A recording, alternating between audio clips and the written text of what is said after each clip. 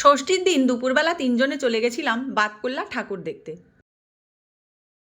প্রথমে এই প্যান্ডেলটা দেখলাম, ঠাকুরটা খুব ভালো লাগলো। এবার এসেছি অনামি ক্লাবে। ঠাটা রোদ্দুরে আর গরমে সূর্য একদম মাথার উপরে। কতক্ষণ ঘুরতে পারবো জানি না, কারণ গরম সহ্য হয় না একদমই। এটা চার্জ করেছে। ভিতরটা ভীষণ সুন্দর, প্রতিমাও খুব সুন্দর।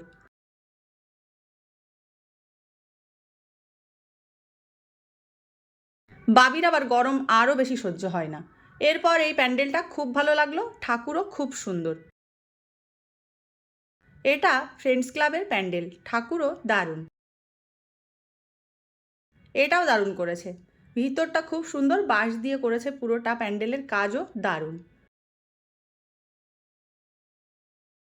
প্রতিমা সবচেয়ে ভালো লেগেছে এটা আমার।